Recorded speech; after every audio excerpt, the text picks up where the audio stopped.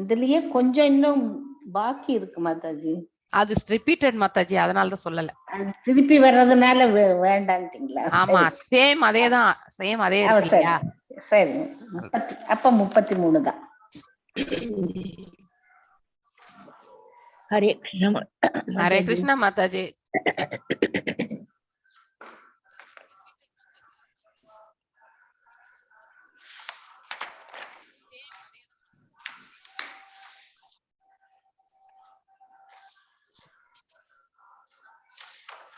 ஹரே கிருஷ்ணா எல்லாருக்கும். ஹரே கிருஷ்ணா. ஹரே கிருஷ்ணா.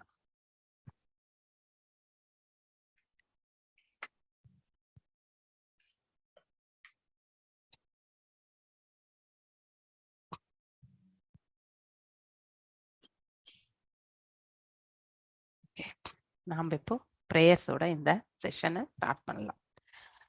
ஓம் நமோ பகவதே வாசுதேவாய. ஓம் நமோ பகவதே வாசுதேவாய. ஓம் நமோ பகவதே வாசுதேவாய. ஓம் நாராயணம் நமஸ்கிருத்யம் நரம் சைவ நரோத்தமம் தேவீம் சரஸ்வதிம் வியாசம் ததோ ஜயம் உதீரயேத். நஷ்டப்ராயேஷு பதரேஷு நித்யம் பாகவத சேவையாம் பகவத்ய உத்தம ஸ்லோகே பக்திர்பவதி நைஸ்திகி.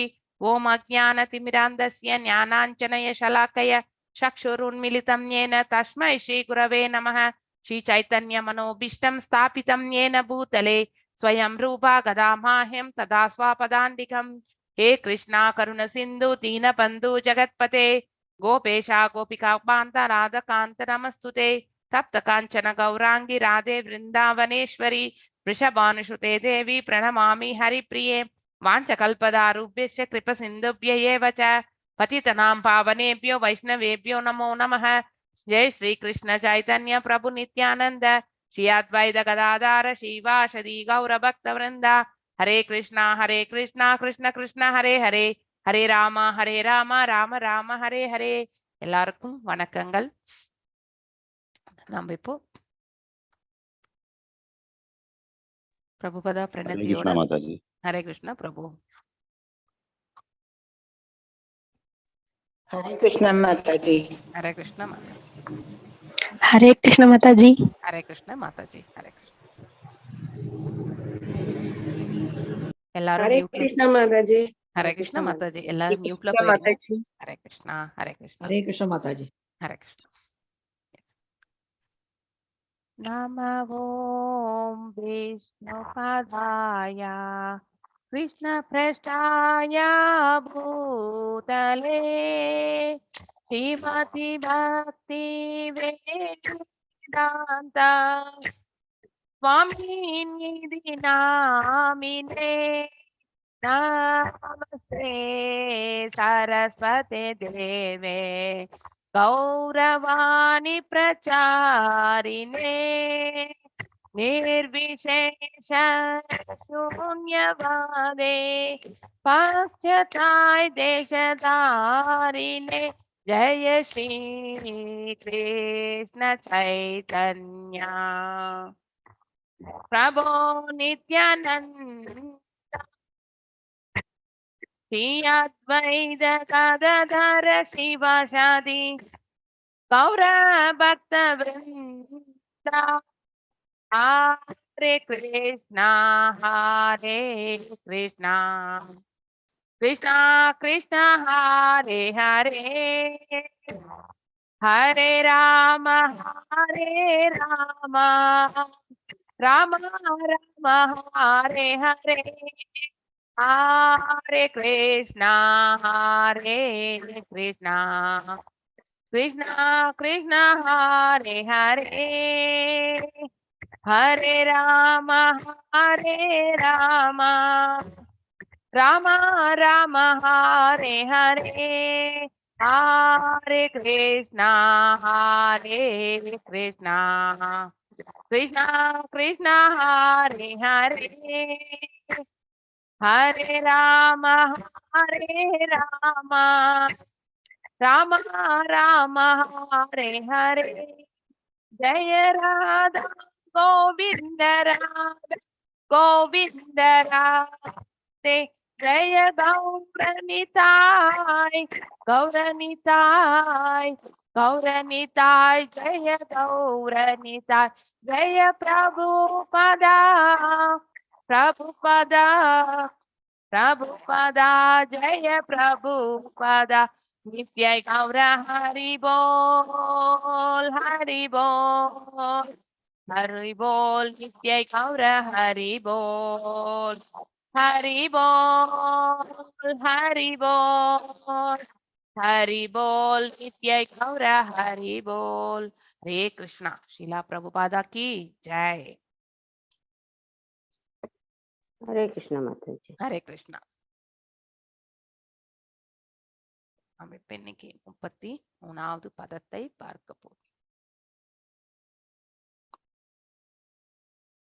विदुरो हबि उत्वाश श्रुत्वा कृष्णस्य परमात्मनः किरीटयो भात देहस्य कर्माणि सलाहिदानि च यस स्लादानि सलाहिदानि च यस वासिக்கிறீங்க यस आर विजय कुमारी माता जी वासिங்க. विदुरो अभि उत्तवा श्रुत्वा कृष्णस्य परमात्मना क्रीडो ये भात देहस्य कर्माणि श्लाघि दानिश.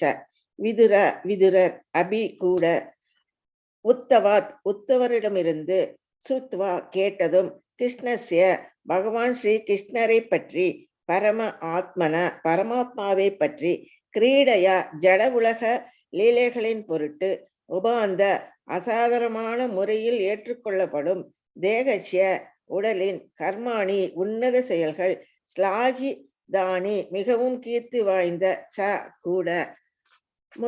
மொழிபெயர்ப்பு. பரமாத்மாவான பகவான் ஸ்ரீ கிருஷ்ணரின் ஜட உலக தோற்றத்தையும் மறைவையும் பற்றி விதுரரும் உத்தவரிடமிருந்து கேள்விப்பட்டார். இவை மாமுனிவர்களாலும் பயபக்தியுடன் நாடி செல்லப்படும் விஷயங்களாகும். பொருளுரை. பரமாத்மான பகவான் ஸ்ரீ கிருஷ்ணரின் தோற்றமும் மறைவும் சிறந்த முனிவர்களுக்கு கூட புரியாத புதிராகவே உள்ளது. இப்பதத்தில் பரமாத்மன என்னும் சொல் குறிப்பிடத்தக்கதாகும். சாதாரண ஜீவராசி பொதுவாக ஆத்மா என்று அழைக்கப்படுகிறார். ஆனால் பகவான் ஸ்ரீ கிருஷ்ணர் பரமாத்மா என்பதால் அவர் ஒருபோதும் சாதாரண ஜீவராசி அல்ல. ஜட உலகில் அவரது தோற்றமும் மறைவும் ஊக்கமுள்ள ஆராய்ச்சியாளர்களால் ஆராயப்பட வேண்டிய விஷயங்களாகும்.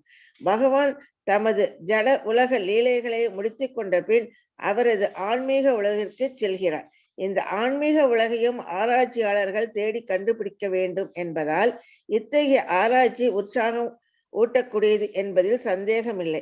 பகவான் ஸ்ரீ கிருஷ்ணர் தமது சகாக்களுடன் ஆன்மீக உலகில் நித்தியமாக வாழ்கிறார். அதே சமயம் ஜட உலகில் உள்ள பிரபஞ்சங்கள் ஒவ்வொன்றிலும் அவர் லீலைகளையும் புரிகிறார். ஆனால் ஜட உலகிற்கு அப்பால் ஆன்மீக உலகம் உள்ளதென்று தகவலை பெரும் முனிவர்களும் கூட அறிந்திருக்கவில்லை.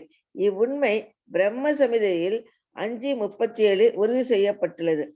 கோலோக ஏவ நிவசதி அகிலாத்ம பூதக.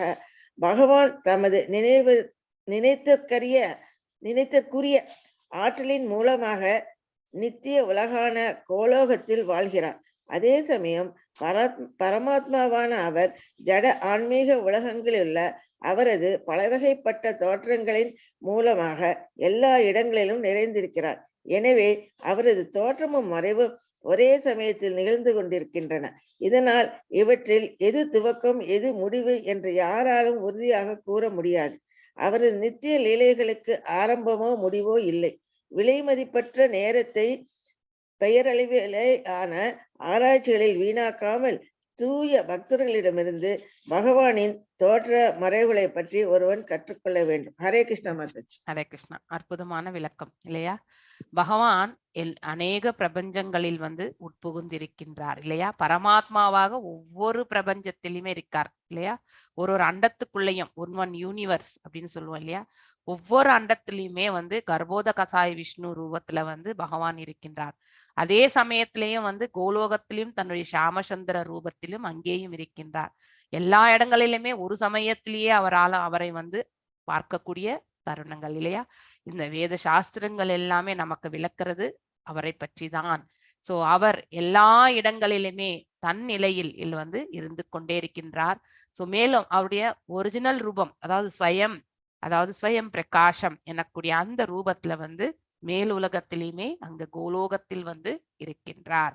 சோ விதுரோ அபி உத்வா ஸ்ருத்வா கிருஷ்ணஸ்ய பரமாத்மனக. பரமாத்மா நமக்கெல்லாம் ஆத்மாதான், பகவானுக்கு தான். பரா என்றால் நித்தியம் இல்லையா.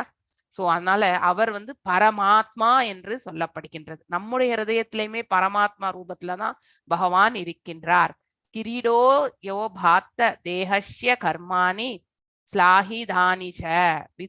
விதுரர் அபி கூட உத்தவரிடமிருந்து ஸ்ருத்வா கேட்டதும் கிருஷ்ணஸ்ய பகவான் கிருஷ்ணரை பற்றி பரம ஆத்மனக பரமாத்மாவை பற்றி கிரீடயா ஜட உலக லீலைகளின் பொருட்டு உபாத்திய அசாதாரணமான முறையில் ஏற்றுக்கொள்ளப்படும் தேகஸ்ய உடலின் கர்மாணி உன்னத செயல்கள் ஸ்லாகிதானி மிகவும் கீர்த்தி வாய்ந்த கூட. சோ பகவான் இந்த பிரபஞ்சத்தில் அவதரிக்கின்றார் என்றால் இதை உங்களுக்கு முன்னாடி கூட சொல்லியிருக்கேன் இல்லையா. அவருடைய ரூபத்தில் வந்து அநேக, அதாவது எக்ஸ்பான்ஷன்ஸ்னுடைய சம்மேஷன் தான் இல்லையா. எல்லாம் மகாவிஷ்ணுனுடைய அதாவது ரூபமும் அவருடைய உடலில் இல்லையா. கிருஷ்ணருடைய ஸ்வயம் அதாவது வைபவ பிரகாஷானுடைய அந்த ரூபமும் அந்த உடலில் உண்டு இல்லையா.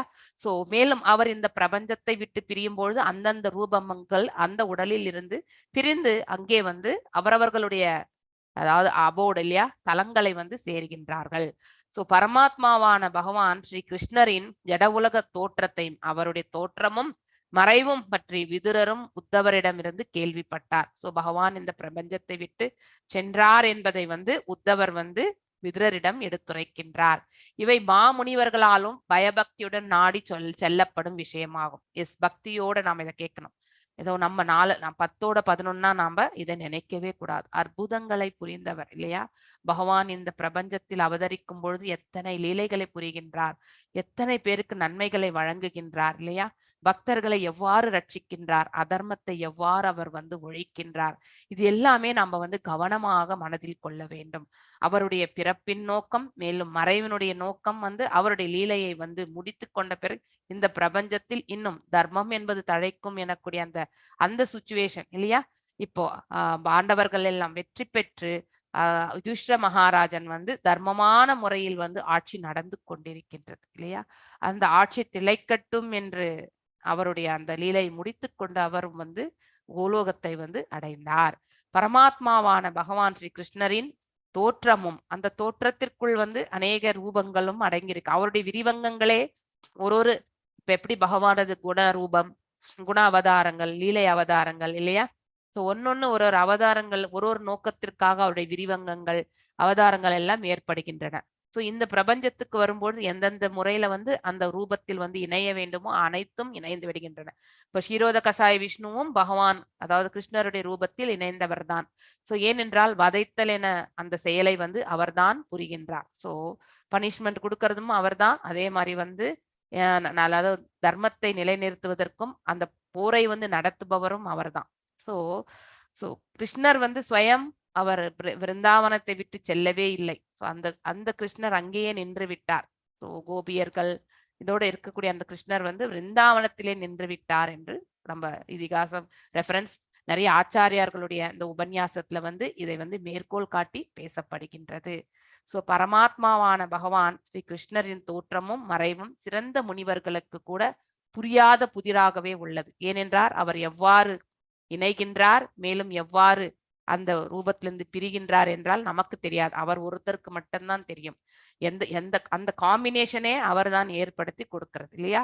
இப்பதத்தில் பரமாத்மனக அப்படின்னு என்னும் சொல் குறிப்பிடத்தக்கதாகும். சாதாரண ஜீவராசி பொதுவாக ஆத்மா என்று அழைக்கப்படுகின்றான். ஆனால் பகவான் ஸ்ரீ கிருஷ்ணர் பரமாத்மா என்பதால் அவர் ஒருபொழுதும் சாதாரண ஜீவராசி கிடையாது.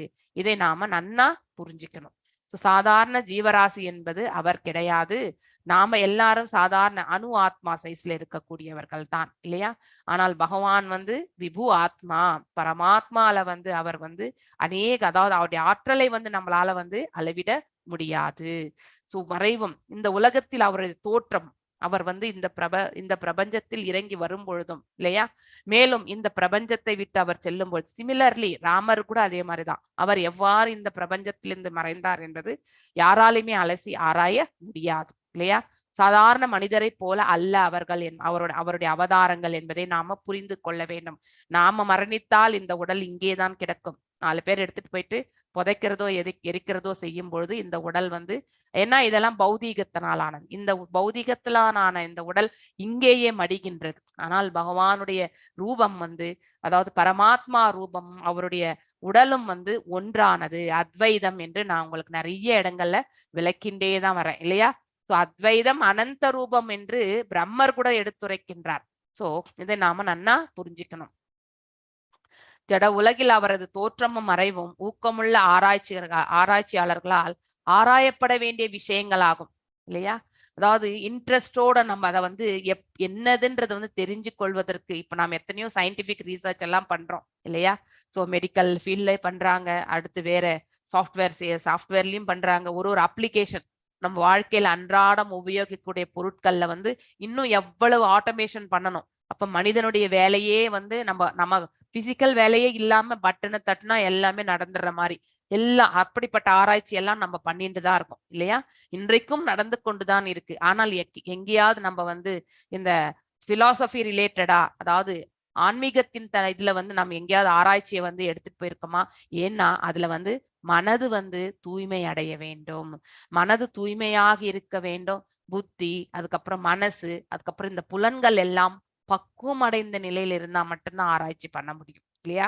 அதற்கு நம்ம வந்து பயிற்சி என்பது முக்கியம், பக்தி என்பது முக்கியம். இதை எல்லாராலுமே வந்து முழுமையாக செய்வதற்கு ஈடுபாடு என்பது இருக்கிறதே கிடையாது. ஏன்னா ஃபாஸ்டா மூவ் ஆயிட்டு இருக்கக்கூடிய இந்த உலகத்துல வந்து ஸ்லோவா உட்காந்து இந்த ப்ராசஸ் எல்லாம் இம்ப்ளிமெண்ட் பண்றதுக்கு வந்து நமக்கு வந்து பேஷன்ஸே கிடையாது. ஆனால் ஆன்மீகத்தில் இருப்பவர்கள் இதை வந்து திளைக்கிறார்கள். அதை வந்து எல்லாரிடத்திலுமே அவங்களாலும் எடுத்து சொல்வதற்கு முடியறதில்லை. ஏன்னா நாம கேட்கக்கூடியவங்க அந்த பக்குவத்துல கிடையாது இல்லையா? ஆச்சாரியா குரு எல்லாருமே ரெடி தான் சொல்றதுக்கு. ஆனா நாம வந்து அந்த தளத்தில் இருக்க வேண்டும். பேசிக் ரிக்குவயர்மெண்ட்ஸ் இல்லையா? ஒரு பெஞ்ச் மார்க் மாதிரி இந்த லெவல்ல இருந்தாதான் அதை கேட்கக்கூடிய, அவங்க சொல்றத வந்து நமக்கு புரிஞ்சுக்கக்கூடிய கெப்பாசிட்டி. அவங்க சொல்ல மாட்டான்னு எங்கேயும் சொல்லல. ஆனா நமக்கு வந்து கேட்கக்கூடிய கெப்பாசிட்டி இருக்கா? அதுதான் அந்த பேஷன்ஸை, நம்ம டாலரன்ஸை வந்து அதாவது ஏற்படுத்தி கொண்டிருக்கின்றோமா என்பதை நமக்கு நாமே தான் வந்து யோசிக்க வேண்டும். சோ பக்குவம் அடையக்கூடிய தன்மை நமக்கு இருந்தா எந்த குருவும் ஆச்சாரியும் நமக்கு கண்டிப்பா எடுத்துரைப்பார்கள். ஆனா நம்ம கிட்டதான் அந்த பண்பை நாம வளர்த்து கொள்ள வேண்டும். சோ மறைவும் ஜட உலகில் அவரது தோற்றமும் மறைவும் ஊக்கமுள்ள ஆராய்ச்சியர்களால் ஆராயப்பட வேண்டிய விஷயங்களாகும். ஆனால் இந்த ஆராய்ச்சிகளை வந்து எல்லாருமே அவங்களாதான் செய்வாங்க. இண்டிவிஜுவலா தான் நம்மளால பண்ண முடியும். கூட்டணியா இதை பண்ணவே முடியாது இல்லையா? சோ நாம பக்தியில மேல மேல போக பகவான் வந்து நமக்கு அதை வந்து இதை தெரிஞ்சுக்கணும்ன்ற அந்த உந்துதலை நாம ஏற்படுத்தி கொண்டால் பகவானும் வந்து நமக்கு வந்து அதை வந்து வழி காட்டுகின்றார். சோ பகவான் தமது ஜட உலக லீலைகளை முடித்து கொண்ட பின் அவரது ஆன்மீக உலகத்திற்கு செல்கின்றார். இது எப்பொழுதுமே அவருடைய அவதாரத்தில் நடக்கக்கூடிய ஒன்றுதான். சோ சாதாரணமா இப்ப கல்கி அவதாரமாக வந்த பிறகு கூட இந்த பிரபஞ்சத்தை சத்திய யுகத்திற்கு மாற்றம் அமைத்து கொடுத்து விட்டு அவரும் வந்து மேலுலகத்திற்கு, அவருடைய உலகத்திற்கு சென்று விடுவார். ஆனால் இந்த இடத்துல தர்மத்தை நிலைநிறுத்தி விட்டு தான் செல்வார். சோ அதுல எந்த சந்தேகமுமே கிடையாது. பகவான் ஸ்ரீ கிருஷ்ணர் தமது சகாக்களுடன் ஆன்மீக உலகில் நித்தியமாக வாழ்கின்றார் இல்லையா? தன்னுடைய சகாக்கள், அவரும் இந்த பிரபஞ்சத்திற்கு வரும்பொழுது தன்னுடைய சகாக்களோட இந்த பிரபஞ்சத்திற்கு வருகிறார். சோ அதே மாதிரி இங்கிருந்து செல்லும் பொழுது தன்னுடைய சகாக்களை அவருடைய உலகத்திற்கு அனுப்பிட்டு தான் அவரும் வந்து அந்த இடத்திற்கு செல்கின்றார். சோ இதை நம்ம நன்னா புரிஞ்சுக்கணும். அதே சமயம் ஜட உலகில் உள்ள பிரபஞ்சங்கள் ஒவ்வொன்றிலும், இந்த ஜட உலகத்துல அநேக அண்டங்கள் இல்லையா? பிரபஞ்சம், அண்டம் எல்லாம் ஒன்றுதான்.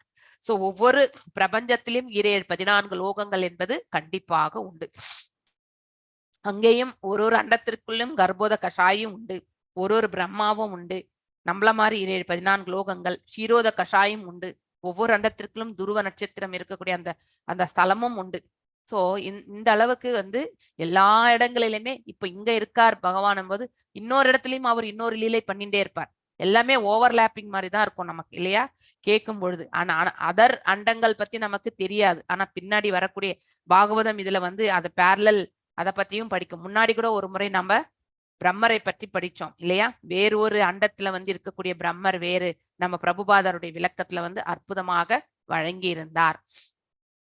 சோ ஆனால் ஜட உலகிற்கப்பால் ஆன்மீக உலகம் உள்ளது என்ற தகவலை பெரும் முனிவர்கள் கூட அறிந்திருக்கவில்லை. ஏனென்றால் நம்ம எல்லாமே இந்த பௌதீகத்துல இருந்து கொண்டு தியான பயிற்சிகள், நாம வணங்கக்கூடிய கடவுள்கள் எல்லாமே தேவர்கள். சோ இப்படிப்பட்ட ஒரு தன்மையில தான் நம்ம பண்ணிட்டு இருக்கோம். சோ தேவர்களை வணங்கும் பொழுது நாம அவர்களுடைய உலகத்திற்கு செல்லக்கூடிய அந்த மார்க்கத்தை மட்டும்தான் நாம பெறுவோம். அத்தகைய ஞானம் வரைக்கும் தான் நமக்கு வந்து நமக்கு புரியறதுக்கான மார்க்கம் நமக்கு கிடைக்கின்றது. ஆனால் பகவானை சேவித்தால் மட்டும்தான் நாம வந்து வைகுண்டம் கோலோகத்தை பற்றி நம்மளால தெரிந்து கொள்ள முடியும் இல்லையா. யார் இலக்கு என்று நம்ம வந்து எடுத்துக்கொள்கின்றோமோ அதற்கேற்றவாறுதான் நம்முடைய ஞானத்தினுடைய அபிவிருத்தியும் அந்த பாதையில் இட்டு செல்வதற்கான மார்க்கத்தை பகவான் கொடுப்பார். நாம தேவர்களை வணங்கணும்னா எஸ் அதையும் பகவான் நமக்கு ஊர்ஜிதப்படுத்துகிறார். பகவத்கீதையில நம்ம அதை படிச்சுட்டு தான் வரோம் இல்லையா. சோ ஒரு குறிப்பிட்ட தேவதையை வணங்கக்கூடிய மனசுல நமக்கு ஒரு உந்துதல் ஏற்பட்டால் அதை பகவான் நமக்கு ஊர்ஜிதப்படுத்தி அந்த தேவதையை வணங்குவதற்கான பிராப்தத்தையும் அவரே நமக்கு உள்ளுக்குள்ளிருந்து கொடுக்கின்றார். சோ தன்னை வணங்கவில்லை என்றாலும் அட்லீஸ்ட் தேவர்களையாவது அவர்கள் வணங்கணும் இல்லையா. யாரையுமே வணங்காம போயிட்டா நாம கடைசியில பாவக்கடலில் வந்து நம்ம வந்து உழண்டு கொண்டு கீழே இருக்கக்கூடிய நரக உலகங்களுக்கு தான் தள்ளப்பட்டு விடுவோம்.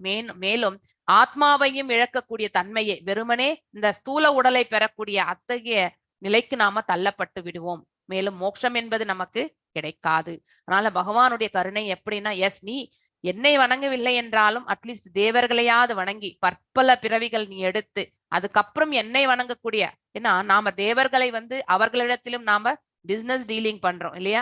அதை செய்யாமல் வெறுமனே அவர்களுக்கும் கேவல பக்தியை செலுத்துறோம்னாக்கா கண்டிப்பா அவர்களும் வந்து மனசு வந்து நம்முடைய பிரார்த்தனைகளை ஏற்றுக்கொண்டு நமக்கு எது தேவை எது உன்னதமானது என்பதை அவர்களும் நமக்கு வழி நடத்துகிறார்கள். சோ மகாமாயையும் என்ன செய்கின்றால் தன்னுடைய வழியை விட்டு யோகமாயின் தரப்பில் நம்மளை வந்து இட்டு செல்வதற்கான அந்த மார்க்கத்தை அவர் ஏற்படுத்தி கொடுக்கின்றாள். சோ அவர்களும் நம்மளையே வணங்குங்கன்னு அவங்களும் கேட்கறது கிடையாது. ஆனா நாம வணங்கும் பொழுது அவர்கள் நமக்கு அருள் பாரிக்கிறார்கள். சோ பக்தி ஒன்றே நாம தேவர்களுக்கு கூட வணங்க வேண்டியது. சோ பக்தி இல்லாம நம்ம வந்து அவங்க கிட்ட நான் இதை செய்யறேன் இதை செய் அப்படின்னு அந்த பிசினஸ் டீலிங்ஸ் நம்ம என்னைக்கும் பண்ணக்கூடாது. அது எல்லாமே ஷார்ட் டேர்ம் தான். சில காலம் வரைக்கும் தான் நமக்கு அந்த பலன்களே நமக்கு வந்து அதாவது இருக்கும். ஆனால் வந்து அதுக்கப்புறம் நம்ம வந்து மீண்டும் ஒரு முறை போய் புதுப்பிச்சு கொண்டே இருக்கணும். சோ அந்த பக்தியை வந்து அது தவறு இல்லையா. நாம் என்றைக்குமே வந்து பக்தியை வந்து எப்பவுமே நிரந்தரமாக ஆற்றக்கூடிய அந்த பண்பை நாம வளர்த்து கொள்ளணும். டிஸ்ட்ராக்ஷன் இருக்கவே கூடாது. இன்னைக்கு இந்த கடவுள் நாளைக்கு இன்னொரு கடவுள் அப்படின்னு நம்ம இஷ்ட தேவதைகளை வந்து மாத்திக்கொண்டே போகக்கூடாது. அது தவறு இல்லையா. எல்லோருக்கும் வந்தனங்கள் செய்யக்கூடிய அந்த மனசை நாம வளர்த்து கொள்ள வேண்டும். எல்லாம் வல்ல இறைவனுக்கு நம்முடைய சமர்ப்பணத்தை தெரிவிக்க வேண்டும். இப்படிதான் நாம வந்து பக்தி கொள்ள வேண்டும் இல்லையா. சோ இந்த இடத்துல பிரம்ம சமீதையில வந்து 5.37 வந்து உறுதி செய்கின்றது. கோலோக ஏவ நிவசதி அகிலாத்ம பூத, அதாவது பகவான் தமது நினைத்திற்கரிய அந்த ஆற்றலின் மூலமாக நம்மளால கற்பனையாலுமே நினைத்து பார்க்க முடியாது அவருக்கு இருக்கக்கூடிய ஆற்றல் இல்லையா. இன்கன்சீவபிள் இல்லையா.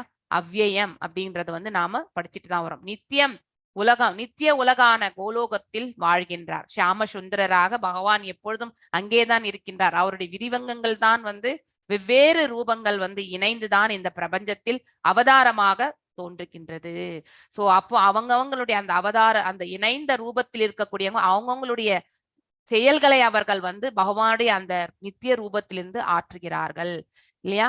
சோ ராச டான்ஸ் புரியறது பகவானுடைய அந்த ஷியாமசுந்தர ரூபத்திலிருந்து பிரிந்து வந்த அந்த ரூபம். மேலும் வந்து ஒரு அசுரர்களை வதைப்பது எல்லாம் மகாவிஷ்ணுனுடைய அதாவது ஷீரோத கஷாய விஷ்ணுனுடைய ரூபம். இப்படி இதெல்லாம் நாம வந்து புரிந்து கொள்ள வேண்டும். எனவே தோற்றங்கள் அதாவது மூலமாக பகவான் தமது நினைத்திற்குரிய ஆற்றலின் மூலமாக நித்திய உலகான கோலோகத்தில் எப்பொழுதுமே அவர் வசிக்கின்றார் அங்கே தன்னுடைய சகாக்களோட.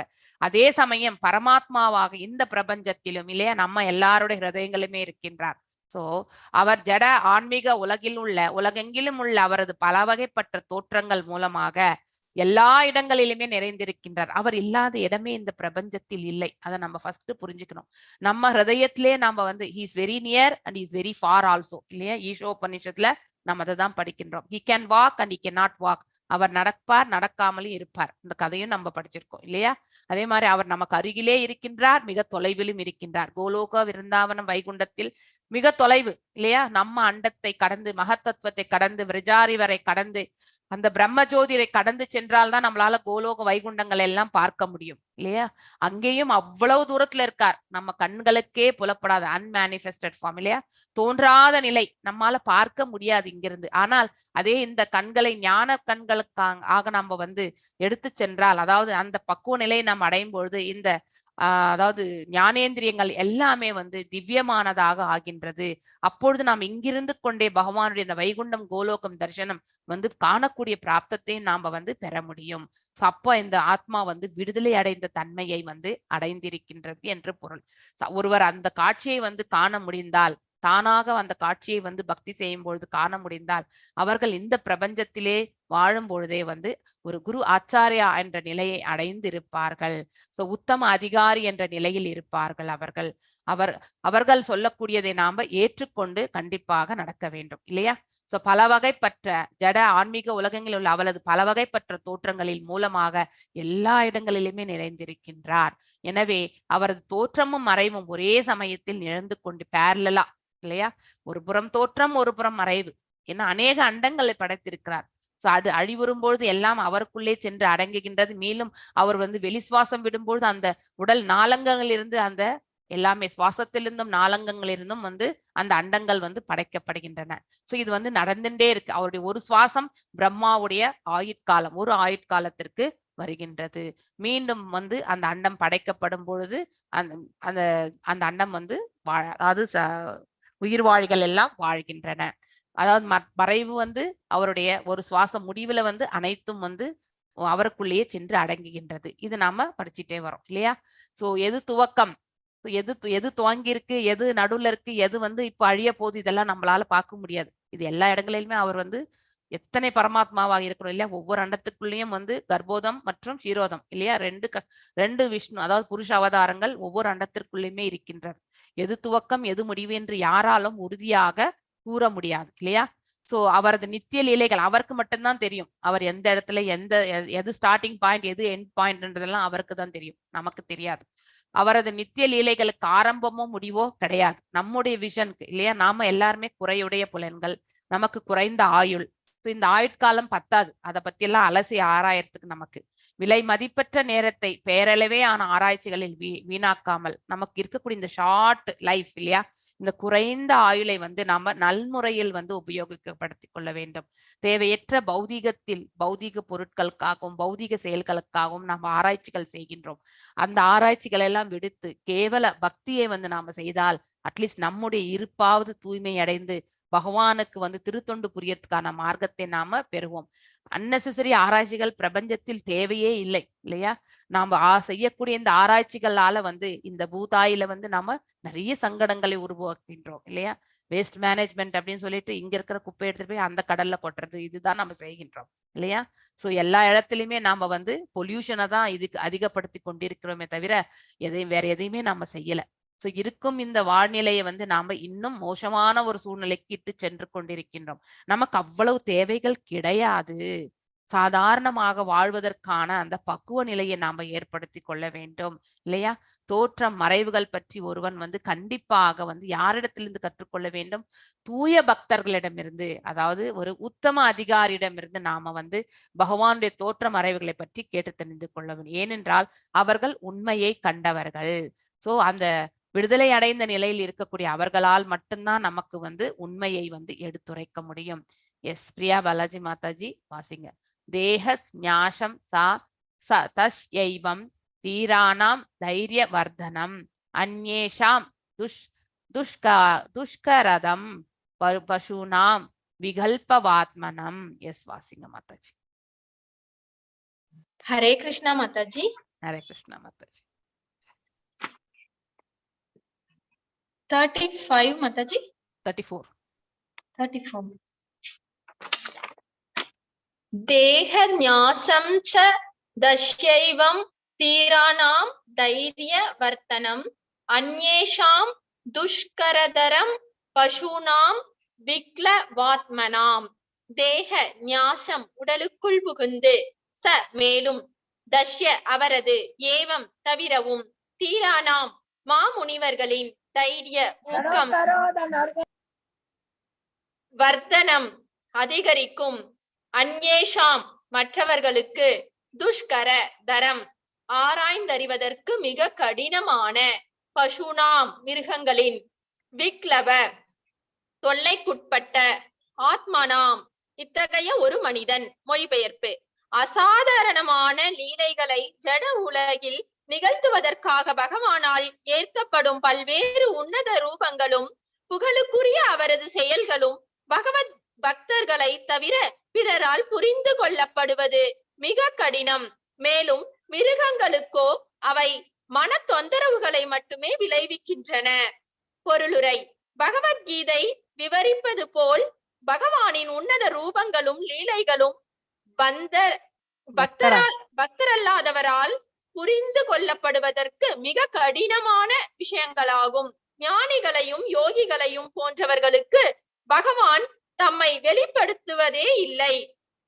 பகவானிடம் கடும் விரோதம் கொண்டுள்ளதால் மிருக இனங்களுக்கிடையில் வகைப்படுத்தப்படும் மற்றவர்களும் உள்ளனர்.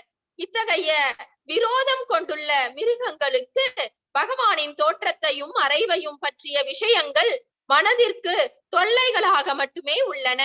பகவத்கீதை 7.15 உறுதி செய்வது போல் பொதி சுமக்கும் மிருகங்களைப் போல் மிக கடினமாக உழைப்பவர்களும் பௌதீக சுகபோகங்களில் மட்டுமே விருப்பம் கொண்டுள்ளவர்களுமான துஷ்டர்களால் பரம புருஷரை அறிய முடியாது. பகவானிடமுள்ள விரோத மனப்பான்மையே ஆசூரிக பாவ இதற்கு காரணம். ஜட உலக லீலைகளுக்காக பகவானால் தோற்றுவிக்கப்படும் உன்னதமான அவரது விரிவுகளும் அவற்றின் தோற்றமும் மறைவும் புரிந்து கொள்ள மிக கடினமானவையாகும். பக்தரல்லாதவர்கள் பகவானின் தோற்றத்தையும் மறைவையும் பற்றி தர்க்கம் செய்ய வேண்டாம் என அறிவுரை கூறப்படுகின்றனர். இல்லையெனில் பகவானின் தாமரை பாதங்களில் மேலும் பல குற்றங்களை அவர்கள் செய்துவிடக்கூடும். பகவத்கீதை 16.20 குறிப்பிடுவது போல் அசுர மனோபாவத்துடன் எவ்வளவுக்கு எவ்வளவு அதிகமாக பகவானின் தோற்ற மறைவுகளை பற்றி அவர்கள் தர்க்கம் செய்கிறார்களோ அவ்வளவுக்கு அவ்வளவு அதிகமாக நரகத்தின் இருண்ட பிரதேசங்களுக்குள் அவர்கள் நுழைகிறார்கள். ஸ்ரீமத் பாகவதத்தின் இப்பதம் உறுதி செய்வது போல் பகவானின் உன்னத அன்பு தொண்டிற்கெதிராக செயல்படும் எவனும் கிட்டத்தட்ட ஒரு மிருகமே ஆவான். ஹரே கிருஷ்ணா மாதாஜி. ஹரே கிருஷ்ணா. சோ இங்க நம்ம 2 ஸ்லோகங்கள் பார்க்கின்றோம் இல்லையா? ஒன்று 7.15 இல்லையா? அந்த இடத்துல துஷ்கிருதினோக்களை பற்றி சொல்லுவாங்க, மூடர்கள் இல்லையா? ஒன்று மூடர்கள், இன்னொன்று சோம்பேறிகள், நரதாம இல்லையா? அதாவது அவர்கள் எந்த செயலிலுமே அவர்களுக்கு பக்தி இருக்குன்னு தெரிஞ்சா கூட சோம்பேறித்தனத்துல எதுவுமே செய்ய மாட்டாங்க. மூன்றாவது மையா அர்ப்பிதன்னு சொல்லுவாங்க. அதாவது மாயையில் அதாவது அதையே பிரபஞ்சம் என்று இருப்பவர்கள். இந்த பௌதீக இயற்கையே ஒரு மாயை இல்லையா? அதாவது இந்த மாயை உலகத்திலேயே அவர்கள் சிக்கிக் கொள்ளக்கூடிய தன்மை. அவர்களுக்கு ஞானத்தை நம்மளால போதிக்க முடியாது. 4வது நாத்திகவாதிகள். இந்த 4 பேர் துஷ்கிருத்தினோஸை பத்தி நம்ம படிச்சிருக்கோம் இல்லையா? அதுதான் இதை பத்தி தான் இந்த இடத்துல சொல்லப்படுகின்றது. தேக ஞாசம் சா தஷ்யைவம் தீரானம் தைரிய வர்த்தனம் அந்யேஷாம் துஷ்கரதரம் பசுனாம் விக்லவாத்மனாம். அதாவது தேக ஞாசம் அப்படின்னா உடலுக்குள் புகுந்து, சா மேலும், தஷ்ய அவரது, ஏவம் தவிரவும், தீரானாம் மாமுனிவர்களின் தைரிய ஊக்கம், வர்த்தனம் அதிகரிக்கும், அந்யேஷாம் மற்றவர்களுக்கு, துஷ்கரம் ஆராய்ந்தறிவதற்கு மிக கடினமான, பசுனாம் மிருகங்களின், விக்லவ தொல்லைக்குட்பட்ட, ஆத்மானாம் இத்தகைய ஒரு மனிதன். பகவான் அசாதாரணமான லீலைகள் தான். சாதாரண லீலைகள் எல்லாம் லீலைகள் என்று சொல்லவே முடியாது இல்லையா? நம்ம சோ அன்றாடம் நாம ஆற்றக்கூடிய செயல்கள் எல்லாம் லீலைகள் என்று சொல்ல முடியுமா? அதே மாதிரி பகவான் செஞ்சா நாம அதை வந்து லீலையா ஏற்றுக்கொள்வோமா? கண்டிப்பாக கிடையாது இல்லையா? அவருக்கும் நமக்கும் நிறைய வித்தியாசங்கள் என்பது உண்டு. சோ அவர் அசாதாரணமான லீலைகள். கோவர்தனகிரியை நம்மளால இந்த சுண்டு விரல்ல தூக்க முடியுமா? அதாவது நம்மளால ஒரு பென்சிலையே தூக்க முடியாது இந்த சுண்டு விரல்ல இல்லையா?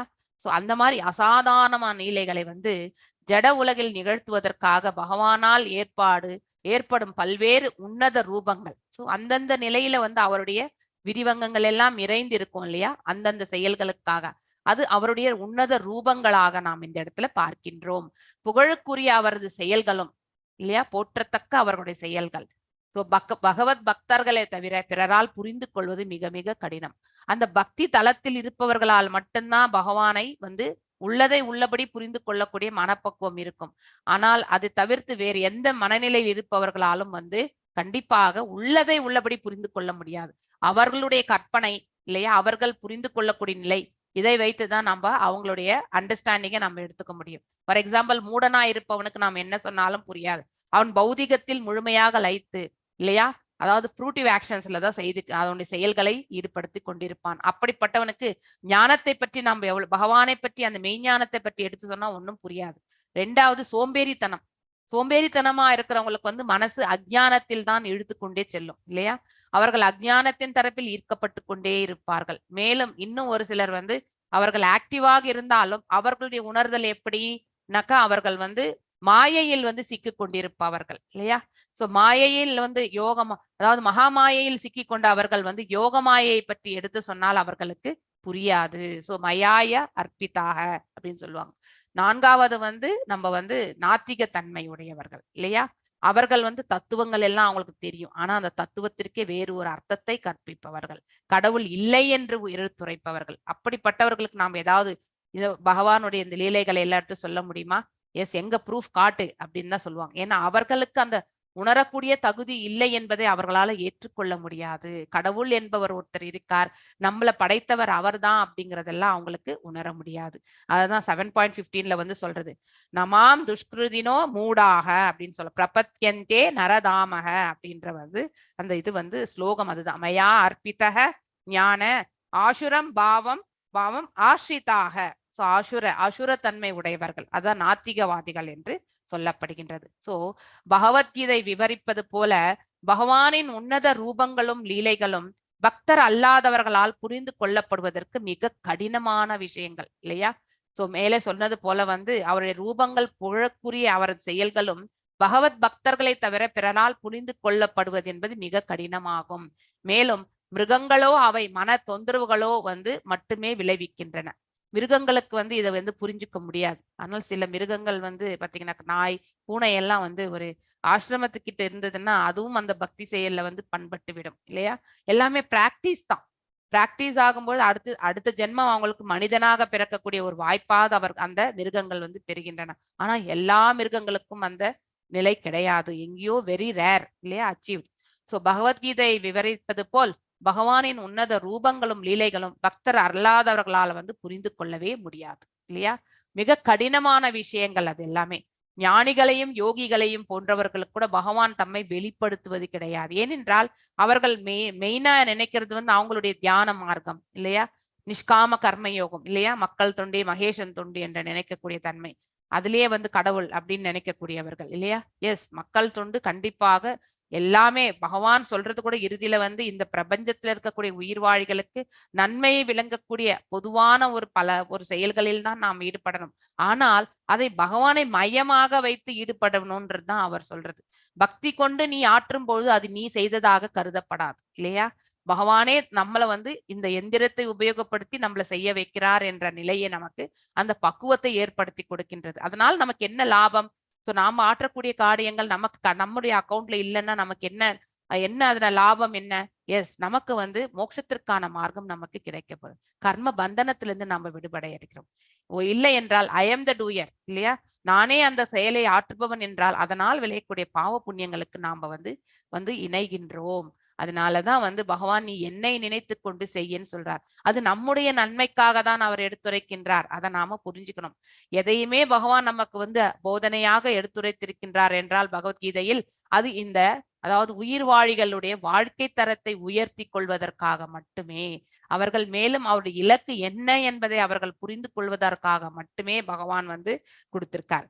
சோ அதனால நம்ம பக்தியை வந்து நாம் எவ்வாறு செலுத்த வேண்டும் என்றால், நாம வந்து எந்த ஒரு எதிர்பார்ப்பும் இன்றி நாம செலுத்துவதற்கு நம்மள நாம தயார்படுத்தி கொள்ள வேண்டும். சோ இந்த இடத்துல வந்து ஞானிகளாலும் யோகிகளாலும் அவங்களாலும் பகவானை வந்து அதாவது தெரிந்து கொள்வதற்கான மார்க்கம் அவர்களுக்கு கிடைக்க பெறுவது கிடையாது. ஏனென்றால் பகவானை அவர்களுக்கு அதை வெளிப்படுத்துவது கிடையாது. அவர்களுடைய இலக்கு எது, நமக்கு கூட இலக்கு எதுவோ அது மட்டும்தான் நாம் அடைவோம். நம்ம வெறுமனே பக்தி அதாவது தியானத்துல வந்து நிலை பெறணும்னு நினைச்சோம்னாக்கா எஸ் அதுவும் பகவான் நமக்கு கொடுக்கிறார். எஸ் நீ தியானத்துல நிலை பெற்றுக்கொள் அப்படின்ற அந்த இது வந்து நமக்கு வழங்குகின்றார். ஆனால் வந்து பகவானிடத்தில் எந்த ஒரு யோகமும் வந்து பக்தி யோகத்தில் வந்து நிறைவடைய வேண்டும். இல்லை என்றால் நமக்கு மோட்ச பிராப்தி என்பது கிடையாது. சோ இந்த இடத்துல வந்து நம்ம வந்து பகவான் கடும் விரோதம் கொண்டுள்ளதால் மிருக இனங்களுக்கு இடையில் வகைப்படுத்தப்படும் மற்றவர்களும் உள்ளனர் சில பேர் இல்லையா. அதாவது பேராசையால் வந்து உண்டப்பட்டவர்கள், இதை வந்து கிடைக்கலன்னா அவங்களுக்கு விரோதம் இல்லையா. அப்படிப்பட்டவர்களுடைய சுபாவம் மிருகங்களுடைய சுபாவங்களாகவே மாறிவிடுகின்றது. சோ மிருகத்திற்கும் மனிதனுக்கும் என்ன வித்தியாசம்? மிருகமும் உண்கின்றது, மனிதனும் உண்கின்றான். மிருகமும் உறங்குகின்றது, மனிதனும் உறங்குகின்றான். மிருகமும் இனவிருத்தி செய்கின்றது, மனிதனும் இனவிருத்தி செய்கின்றான். எந்த வித்தியாசமே கிடையாது இல்லையா. சோ அதனால வந்து மிருகங்களுக்கும் பகவானின் தோற்றத்தை மறைவையும் பற்றிய விஷயங்கள் மனதிற்கு தொல்லைகளா, அது எல்லாமே அவங்களுக்கு வந்து தொல்லைகள். ஏன்னா தான் கிரேட் அப்படின்னு நினைக்கக்கூடிய தன்மை உண்டு இல்லையா. யாருக்கு? மனிதனாகப்பட்டவன் அகங்காரத்தை அவன் வெளிப்படுத்தும் பொழுது அவன் வந்து அஞ்ஞானத்தில் உழண்டுகின்றான். பகவத் பக்தியை அவன் வந்து மேன்மையாக கருதுவது கிடையாது. தான் வந்து அனைத்து காரியத்திலுமே வந்து அதாவது பாத்தீங்கன்னாக்கா மேன்மையானவன், கடவுள் ஒருத்தர் இருக்கார் என்பதை வந்து அவனால வந்து அக்செப்டன்ஸ் வராது. அதுதான் மிருகத்தன்மையான ஒரு புத்தி நமக்கு இருக்கிறது இல்லையா. சோ அகங்காரம் என்பதுதான் மெயினா நமக்கு இருக்கு. நம்மளை அழிவு பாதைக்கு இட்டு செல்லக்கூடிய ஒரே ஒரு பண்பு எதுன்னா அகங்காரம். யார் ஒருவர் அகங்காரத்தை வளர்த்து கொள்கிறார்களோ அவங்களுக்கு அவங்க பக்தி வந்து வெறுமே பேரளவில் தான் பக்தி செய்வார்கள். அதுல வந்து லைஃப் என்பது இருக்காது. அதை நாம தெரிஞ்சுக்கணும். பகவத்கீதை வந்து 7.15 உறுதி செய்தது போல பௌதிக அதாவது பொதி சுமக்கும் அதாவது கழுதை இல்லையா, மிருகங்களை போல் நம்ம வந்து ஒரு நாளைக்கு 18 மணி நேரம் 20 மணி நேரம் கூட நம்ம வந்து ஒர்க் பண்றோம். ஆனா அதனால என்ன லாபம்? எல்லாவற்றையுமே இங்க வரக்கூடிய அந்த பொருளாதார லாபத்தை நாம் எங்கேயாவது மேல உலகத்திற்கு எடுத்து செல்ல முடியுமா? கண்டிப்பா கிடையாது. இங்க இருக்கும்பொழுதே அதை முழுமையாக உபயோகித்துக் கொள்ள முடியறதான்றது மிகப்பெரிய கேள்விக்குறி இல்லையா. எவ்வளவோ தடை கற்கள் இருக்கும் நமக்குள்ளே இல்லையா. அதனால அதன் தரப்பில் நம்முடைய மனதை ஈர்க்க கூடாது, எடுத்துட்டு போகக்கூடாது. நம்ம ஈர்க்கப்பட்டால் நாம வந்து மீண்டும் மீண்டும் பந்தப்பட்டு இந்த பிரபஞ்சத்தில் வர வேண்டியதுதான். பௌதிக சுகபோகங்களில் மட்டுமே விருப்பம் கொண்டுள்ளவர் நாம் துஷ்டர்களால் பரமபுருஷரை அறிய முடியாது இல்லையா. நான் ஆல்ரெடி சொன்ன மாதிரி மூடா, நரதாமா, மயா அர்ப்பிதா, இன்னொன்னு வந்து ஆசுரம். இந்த 4 விதமான மூடர்களால் வந்து பக்தி என்பது கண்டிப்பாக செய்ய முடியாது. அதாவது தூய்மையான பக்தி. பகவானிடம் உள்ள விரோத மனப்பான்மையே இதற்கு காரணம். ஆசூரீக பாவக, அதான் அவங்க வந்து அவங்கதான் வந்து great, I am the doer. அவங்களுக்கு அந்த கர்மண்யேவாதிகாரஸ்தே மா ஃபலேஷு கதாச்சனஹா அந்த ஸ்லோகம் அவங்களுக்கு கண்டிப்பா தெரியாது இல்லையா. பகவான் ஆல்ரெடி 2.47 சொல்லியிருக்கார், உனக்கான விதிக்கப்பட்ட கடமை மட்டும் செய்வதற்கே உனக்கு அதிகாரம் உண்டு, பலன்களை எதிர்பார்ப்பதற்கு உனக்கு அதிகாரமே கிடையாது. ஆனால் நீ ஆற்றக்கூடிய அதாவது காரியங்களினுடைய விளைவுகள் நீயே காரணம் என்று என்றைக்கும் நினைக்காதே அப்படிங்கிறது. ஏன்னா இந்த சிஷ்யனுடைய 3 குணங்களால் வந்து ஒரு விளைவு என்பது ஏற்படுகின்றது. நாம் ஆற்றக்கூடிய அதாவது செயல்களில் இல்லையா. நாம் அந்த 3 குணங்களோடு ஐக்கியமாக இருக்கும்பொழுது ஒரு செயலை வந்து சத்வத்திலிருந்து ஒரு விதமாக செயல்படுவோம், ரஜோலிருந்து ஒரு விதமாக செயல்படுவோம், தாம்சிக்ல இன்னொரு விதமா நாம செயல்படுவோம் இல்லையா. ஒரே செயலை ஒருத்தர் தானம் வழங்குறாங்கன்னு வச்சுக்கோங்க எக்ஸாம்பிள். சத்வத்துல இருப்பவங்க வந்து அவங்களுடைய தானங்கள் வந்து பிறருக்கு நன்மை வழங்கக்கூடியதாக இருக்கும் இல்லையா. ஃபார் எக்ஸாம்பிள் புக் டிஸ்ட்ரிபியூஷன், ஃப்ரீயா வந்து புக்கை கொடுக்கறது, அது அவங்களுடைய நன்மைக்கு ஆனது. அவர்கள் அதை வாசித்தால் அவர்களுக்கு வந்து பகவத் ஞானத்தை அவர்கள் பெறுகிறார்கள் இல்லையா, பாக்கியத்தை பெறுகிறார்கள். இது சத்வகுணம். ரஜோகுணத்தில் இருப்பது வந்து அவங்க யாருக்காவது ஏதாவது ஒரு தானம் கொடுத்தாங்களோ அது தன்னை பற்றி மேன்மையாக அடுத்தவர்கள் வந்து எடுத்துரைக்கணும் இல்லையா, விளம்பரத்திற்காக ஆற்றக்கூடியது அது. ஸோ அதுல வந்து மனசுல வந்து அவங்க நன்மை அடையணும்னு நினைச்சு கொடுக்கவே மாட்டாங்க. தன்னுடைய நிலையை பற்றி உயர்த்தி கொள்வதற்காக வழங்கப்படக்கூடிய தானம் அது. அறியாமையில் இருப்பவர்கள் அவர்கள் என்ன தானம் செய்கின்றார்கள் என்பதே அது நம்ம வந்து மிகப்பெரிய கேள்விக்குறி. ஃபார் எக்ஸாம்பிள், போதையில இருக்கிறவங்களுக்கு வந்து அவங்க வந்து பிச்சை கேட்டா நம்ம ஒரு 100 ரூபாய் அவனுக்கு கொடுத்தோம்னு வச்சா இன்னொரு 100 ருபீஸ்க்கு போய் அவன் குடிச்சிட்டு தான் வருவான் இல்லையா? சோ அந்த இடத்துல வந்து அவனுடைய பிசிக்கல் ஸ்ட்ரக்சர் பார்த்து நம்ம வந்து வழங்கக்கூடாது. வயோதிகமா இருக்கலாம், எழ முடியாம இருக்கலாம் இல்லையா? ஆனாலும் குடிப்பதற்காக அவர்கள் எழுந்து செல்லத்தான் செய்வார்கள். சோ இந்த மாதிரி டிராமாட்டிக் பீப்புள் எல்லாம் இருக்கும் பொழுது அதை நம்பி நாம தானம் கொடுத்தோம்னா நாம அஞ்ஞானத்தில் இருக்கின்றோம் என்ற அர்த்தம். சோ இப்படிப்பட்டது எக்ஸாம்பிள் இதுதான். சோ நாம இந்த இயற்கையினுடைய 3 குணங்களால் கட்டுப்பட்டவர்கள் இல்லையா? சோ அதனால இதற்கு காரணமே வந்து பகவானிடமுள்ள விரோத மனப்பான்மையே ஆசிரிய பாவம் இந்த 4 விதமான தீயோர்களை பற்றி எடுத்துரைக்கப்படுகின்றது. நாம வந்து பக்தி கொள்ளுவது அந்த சத்துவகுணத்திற்கு நாம நம்மள எடுத்துட்டு போகணும். சோ உண்மையை உணரத்துக்கான அந்த பக்குவத்தை நாம வளர்த்துக்கணும். எது புரியலையோ அதை கேட்டு தெரிஞ்சுக்கணும். அதாவது அடக்கத்தோடு கேள்விகள் கேட்டு அது என்ன உண்மை என்பதையும் நாம புரிந்து கொள்வதற்கு முயற்சி செய்ய வேண்டும். ரஜோ மற்றும் தாம்சிக்ல வந்து பிறப்பதால் எந்த தவறும் கிடையாது. ஆனால் நாம் மரணிக்கும் பொழுது கூட அதே குணாதிசயங்களில் மரணித்தால் அது நம்முடைய தவறு. நாம வந்து அந்த குணாதிசயத்திலிருந்து மேம்பட வேண்டும் என்ற அந்த முயற்சி வந்து நாம கண்டிப்பாக செய்ய வேண்டும். ஜட உலகிய லீலைகளுக்கு பகவானால் தோற்றுவிக்கப்படும் உன்னதமான விரிவங்கங்கள் இல்லையா? அவற்றின் தோற்றம் எல்லாமே காம்பினேஷன் இல்லையா? மேலும் மறைவு அது இந்த பிரபஞ்சத்தை விட்டு செல்வதும் இல்லையா? செல்லும் பொழுது அனைத்தும் அந்தந்த விரிவங்கங்கள் அந்தந்த ஸ்தலத்திற்கு சென்றுவிடும். புரிந்து கொள்ள மிக கடினமானவையாகும். ஆனால் பக்தர்களால் மட்டும் இதை வந்து புரிந்து கொள்ள முடியும். பக்தர் அல்லாதவர்கள் பகவானின் தோற்றத்தை மறைவையும் பற்றி தர்க்கம் செய்ய வேண்டாம் என அறிவுரை கூறப்படுகின்றன. ஏனென்றால் அவங்களுடைய மென்டல் ஸ்பெகுலேஷன் இல்லையா, கன்காக்ஷன் என்று சொல்வாங்க. அதாவது அவங்க கற்பனையால சில யூகங்களை வளர்த்து கொள்வார்கள். இதுதான் அப்படிங்கறத வந்து அதுல வந்து தவறுகளும் இருக்கலாம். நாம வந்து பகவத் அபராதங்களை செய்கின்றோம்.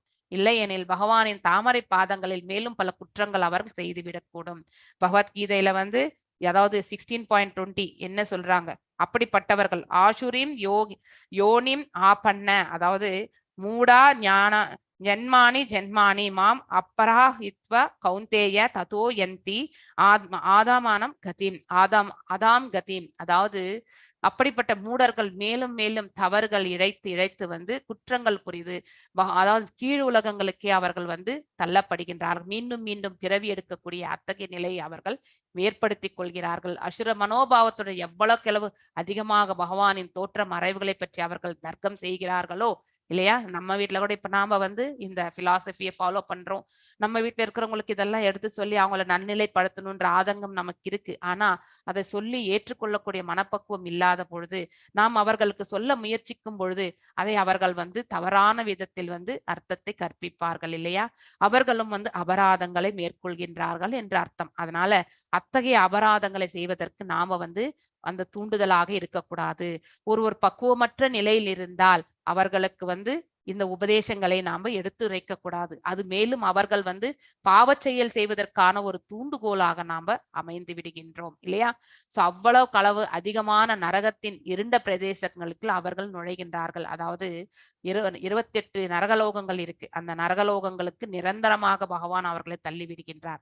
அதனால்தான் வந்து அவர்களை எழுச்சியுற செய்யக்கூடாதுன்னு சொல்லிட்டு பகவத்கீதையில கூட 18வது அத்தியாயத்துல கடைசி ஸ்லோகங்கள்ல வரும்போது சொல்வார், இந்த 4 விதமான மனிதர்களுக்கு நீங்க கண்டிப்பா சொல்லக்கூடாது. பக்தர் அல்லாதவர்களுக்கு பக்தியை பற்றி மேன்மை தெரியும், ஆனால் அவர்கள் பக்தியை வந்து பரிபாலிக்காதவர்கள், மூடர்கள் மற்றும் வந்து அறியாமையில் உழண்டு கொண்டிருப்பார்கள், நாத்திகவாதிகள், இவங்களுக்கு எல்லாம் நம்ம வந்து இந்த பகவத்னுடைய பக்தியை பற்றி எடுத்துரைக்கவே கூடாது. ஏனென்றால் அவர்கள் இத்தகைய அபராதங்களை கண்டிப்பாக செய்வார்கள். மேலும் அவர்கள் வந்து நன்னிலை அடையக்கூடிய மார்க்கத்தை நாமளே வந்து அதாவது ஃபுல் ஸ்டாப் வச்சிடறோம் இல்லையா? அவர்களுக்கு சிம்பிளா இருக்கிறது தான் நம்ம பழக்கணும். பிரசாதத்தை கொடுக்கலாம், பகவானிடத்தில் வேண்டிக் கொள்ளலாம், நாம பிரார்த்தனைகள் செய்யலாம் இல்லையா?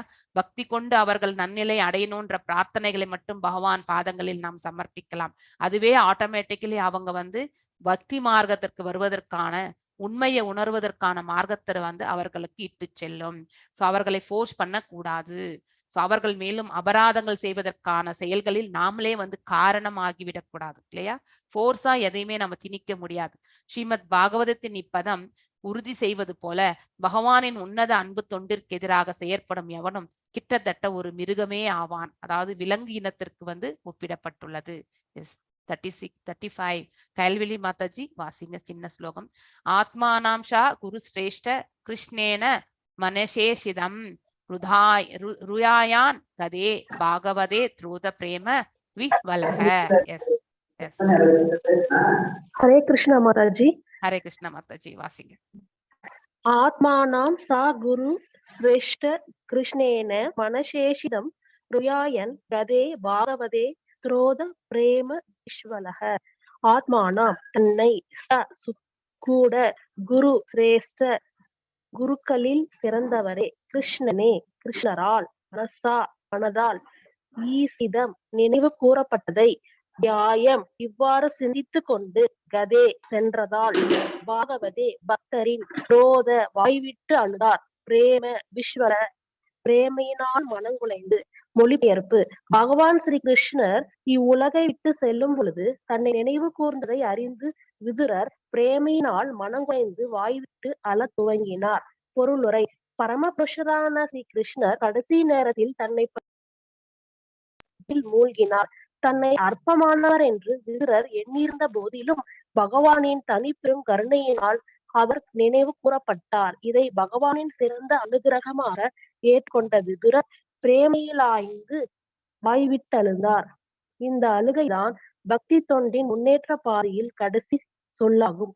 பகவானிடம் கொண்ட அன்பு பெருக்கினால் வாய்விட்டு அழக்கூடியவர் பக்தி மார்க்கத்தில் வெற்றி பெற்றவர் என்பதில் சந்தேகமில்லை. ஹரே கிருஷ்ணா. ஸோ இந்த ஸ்லோகத்துல ஐ திங்க் இன்னும் ஒரு ஸ்லோகம் இருக்கு. நெக்ஸ்ட் ஜானகிராமன் பிரபு அடுத்த ஸ்லோகம் நீங்க வாசிங்க. இதை விளக்க உரை முடிச்சிடறேன். இந்த சாப்டர் முடிந்துவிடும். ஆத்மானம் சா குரு ஸ்ரேஷ்ட கிருஷ்ணேன மனசேஷிதம் ருயாயன் கதே பாகவதே பிரேதோ பிரேம விவலஹ. அதாவது ஆத்மானாம் தன்னை சா கூட குரு சிரேஷ்ட குருக்களில் சிறந்தவரே இல்லையா. விதுரர் வந்து குரு வம்சத்திலே மிகச் சிறந்தவர் ஆவார் அவர் இல்லையா. ஞானி ஆவார். யாருடைய அம்சம் அவர்? யமதர்மராஜருடைய அம்சம் அவர் கூட. கிருஷ்ணேன கிருஷ்ணரால் மனதால் ஈஷிதம் நினைவு கூறப்பட்டதை தியாயம் இவ்வாறு சிந்தித்து கொண்டு கதே சென்றதால் பாகவதே பக்தரின் ருரோத வாய்விட்டு அழுதார் பிரேம விஃவலக பிரேமையினால் மனம் குழைந்து இல்லையா. நம்மளை பத்தி யாராவது விசாரிச்சா அவர் மேன்மையானவர்கள், ஃபார் எக்ஸாம்பிள் நம்மளை பத்தி பிரபுபாதர் இந்த இடத்துல இருந்து நம்ம அவரை எப்பயாவது ஒரு முறை பார்த்திருக்கலாம், இல்ல நம்முடைய செயல்களை அவர் கண்டிருக்கலாம். ஸோ நம்மளை பத்தி ஒரு பக்தரிடத்தில் விசாரித்து அந்த பக்தர் நம்ம கிட்ட வந்து சொன்னா நம்ம எவ்வளவு வந்து சந்தோஷப்படுவோம் இல்லையா. ஸோ அந்த நிலையை தான் இப்ப விதுரரும் வந்து அடைகின்றார். ஸோ பகவான் கிருஷ்ணர் இவ்வுலகை விட்டு செல்லும் பொழுது தன்னை நினைவு கூர்ந்ததை அறிந்த விதுரர் பிரேமையினால் மனம் குழைந்து வாய்விட்டு அழத் துவங்கினார். சோ கௌரவர்கள் தரப்பில் இருந்து கொண்டு அவர்கள் ஆற்றிய பாவ காரியங்களால் தன்னுடைய புண்ணியங்கள் எல்லாம் கரைந்து விட்டது என்று எண்ணிய விதுரர் வந்து அந்த காலத்திலே அங்கே இருந்த, அதாவது குருஷேத்திர போர் நடந்து கொண்டிருந்த இடத்துல இருந்து அவரை போய் தரிசனம் பெற்றிருக்கலாம் இல்லையா விதுரர். ஆனால் அவர் அங்கு செல்லவில்லை. தன்னுடைய பாவங்களை எல்லாம் தொலைக்கணும் இல்லையா, புண்ணியங்கள் எல்லாம் கரைந்து விட்டது. சோ அவரை பார்க்கறதுக்கான அந்த தகுதி தனக்கு இல்லை என்று நினைத்தார் விதுரர். So that is the nature of a pure devotee. So நம்ம எப்பவுமே எஸ் ஐ ஆம் டூயிங் கிரேட், பக்தியில நான் ரொம்ப கிரேட்டா பண்ணிட்டு இருக்கேன் அப்படின்னு நம்ம என்னைக்கு நினைக்கிறோமோ அதுவே நமக்கு சறுக்கல். நாம மேன்மையாக வந்து பக்தியை வந்து எடுத்துட்டு போகணும். இன்னும் நாம் எங்க இடத்துல வந்து அதாவது குறையோடு இருக்கோன்ற இல்லையா, அந்த இது நம்ம எங்க தவறு இழைக்கின்றோமோ அந்த இதெல்லாமே நமக்கு இருக்கும். அது எல்லாத்தையுமே நம்ம வந்து அதாவது அதை விடுத்து மேல வர்றதுக்கான அந்த மார்க்கத்தை தேடிட்டு போகணும். யாருமே பர்ஃபெக்டா பக்தி செலுத்த முடியறது கிடையாது. ஏனென்றால் நமக்கு இந்த குறையுடைய இந்த உலகத்துல வந்து 3 குணங்களால சிக்கிக் கொள்கின்றோம். அப்பப்போ நம்ம ஒரு பர்டிகுலர் குணத்தால வந்து ஈர்க்கப்பட்டு கீழே தள்ளப்படவும் விடுகின்றோம். தவறுகள் என்பது இழைத்து கொண்டுதான் இருக்கின்றோம். தவறே இழைக்காத மனிதர் கிடையாதுங்க. அதனால எந்த ஒரு சூழ்நிலையுமே ஐ எம் பர்ஃபெக்ட்னு எப்பவுமே நாம நினைக்க முடியாது. அதனால பகவானிடத்தில் நாம் வேண்டிக் கொள்ளும் பொழுது நாம் தெரியாது செய்த தவறுகளுக்கு கண்டிப்பாக அவரிடத்தில் நாம மனம் வருந்தி மன்னிப்பு கேட்க வேண்டும் இல்லையா. மேலும் தவறு இழைக்காத மார்க்கத்தை பகவான் நமக்கு அருள் பாலிக்கணும்ன்ற அந்த பிரார்த்தனைகளையும் அவர்கிட்ட நம்ம கேட்கணும். இது ரெண்டும் நம்ம கண்டிப்பா செய்யத்தான் வேண்டும். இல்லை என்றால் நாம் ஆற்றக்கூடிய செயல்கள், பக்தி செயல்கள் கூட நாம் எத்தனை அபராதங்கள் செய்கின்றோம் என்பது நமக்கே தெரியாது. இல்லையா? நம்ம பண்றதெல்லாம் நம்ம பார்வையில கரெக்டா தான் நமக்கு தோணும். ஆனா ஒவ்வொரு செயலுக்கும் பின்னாலே ஒரு குற்றம் இருக்குன்றத வந்து பகவத்கீதையிலேயே பகவான் சொல்லியிருக்கார் இல்லையா? அதனால வந்து நம்மை அறியாமல் ஆற்றக்கூடிய குற்றங்களிலிருந்து பகவான் ஒருத்தர் தான் நம்மளை ரட்சிப்பார். குருவின் வழியாக நாம் அதை கண்டிப்பாக பெற வேண்டும் இல்லையா? சுஷீலா பிரபுபாதா கிட்ட நம்ம பிரார்த்தனைகளை செய்யலாம். அவர் நல் மார்க்கத்தை நமக்கு வழி நடத்துவார். சோ பரமபுருஷரான கிருஷ்ணர் கடைசி நேரத்தில் தன்னை பற்றி நினைத்து அறிந்த விதுரர் அன்பு பரவசத்தில் மூழ்கினார் இல்லையா? நம்மளை பத்தி ஒருத்தர் விசாரிச்சாங்கன்னா, ஒரு ஹையஸ்ட் லெவல்ல இருக்கக்கூடிய குரு நிலையில இருக்கிறவங்க விசாரிச்சா நமக்கு எப்படி ஆதங்கம் வரும் இல்லையா? அவர் இந்த பிரபஞ்சத்தை விட்டு சென்று விட்டார் என்றால் நாம கூட அழத் தொடங்குவோம். அதே நிலைதான் இந்த இடத்துல விதுரரும் கூட. தன்னை அற்பமானவர் என்று விதுரர் எண்ணி இருந்த பொழுதிலும், ஏனென்றால் அவருடைய புண்ணியங்கள் எல்லாம் கரைந்து விட்டு தன்னால் வந்து தர்மத்தையே வந்து கொண்டு வர முடியவில்லையே என்ற ஆதங்கம், தான் எல்லாம் அறிந்திருந்தும், அதாவது தர்மத்தை எந்த வழியில செய்யணும்ன்றது விதுரருக்கு நன்னா தெரியும். ஆனால் அங்கிருந்த சூழ்நிலை அதை அவருக்கு செய்ய விடவில்லை. அதனால தானும் அந்த பாவக்கடலில் தான் மூழ்கியிருந்தோம், அது அற்பமான பிறவி என்று அவர் தன்னை எப்பொழுதுமே நினைத்துக் கொள்கின்றார். So that is the elevated டிவோட்டியினுடைய ஸ்டேட்டஸ் இல்லையா? தான் எந்த தவறும் இழைக்கவில்லை என்றாலும் அவர்களோடு இருந்த கர்மத்தினால் தானும் அந்த தவறுகளுக்கு உட்பட்டவராக அவர் வந்து தன்னை ஏற்றுக்கொள்கின்றார். சோ பகவானின் தனிப்பெருங்கருணையால் அவர் நினைவு கூறப்பட்டார். இதை பகவானின் சிறந்த அனுகிரகமாக ஏற்றுக்கொண்ட விதுரர், அவர் நமக்கு அருள் பாலித்திருக்கின்றார். பகவான் நம்ம டைரக்டா பார்த்து அந்த ரிசீவ் பண்ணலனாலும் அவருடைய தூய பக்தரிடமிருந்து கேட்டு தெரிந்து கொண்டிருக்கின்றார் இப்பொழுது இல்லையா? பிரேமையால் ஆழ்ந்து விடுகின்றார். அந்த பிரேமையில வாய்விட்டு அழுதார். அந்த அழுகைத்தான் பக்தி தொண்டின் முன்னேற்ற பாதையில் கடைசி சொல்லாகும் இல்லையா? ஒருத்தர் அந்த பிரேம பக்தியை அடைகின்றார்கள் என்றால் பகவானுடைய கருணை அவர்கள் பெற்றிருக்கின்றார்கள் என்ற அர்த்தம். அதை நாம புரிந்து கொள்ள வேண்டும். பகவானிடம் கொண்ட அன்பு பெருக்கினால் வாய்விட்டு அழக்கூடியவர், பக்தி மார்க்கத்தில் வெற்றி பெற்றவர் என்பது சந்தேகமே இல்லை. This is one of the qualification of a person வந்து they have succeeded in the devotional path. So இந்த ஒரு இதை வந்து பிரபுபாதர் ரொம்ப அற்புதமாக நமக்கு சொல்லியிருக்கார். எஸ் ஜானகிராமன் பிரபு வாசிங்க. காலின்யா கதிபிஹி சித்த அஹோ பீர் பரதர்ஷபஹ பிரபாத்யத்யத ஸ்வ சரிதம் யத்ர மித்ரா சுதோ முனிஹி. எஸ் வாசிங்க பிரபு. ஹரே கிருஷ்ணா பிரபு.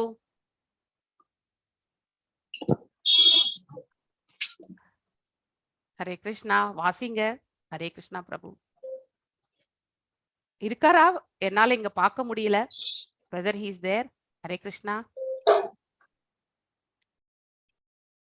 ஜானகிராமன் பிரபு இல்ல போல இருக்கு மாதாஜி.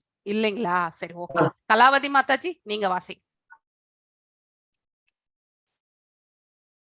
கலாவதி மாதாஜி படிக்கிறேன் மாதாஜி. வாசிச்சிருங்க லாஸ்ட் ஸ்லோகம் இதுல. காலின்யா கதிபி சித்த அஹோபி பரதர்ஷப பிராபந்த்யத ஸ்வ சரிதம் யத்ர மித்ரா சுதோ முனிஹி.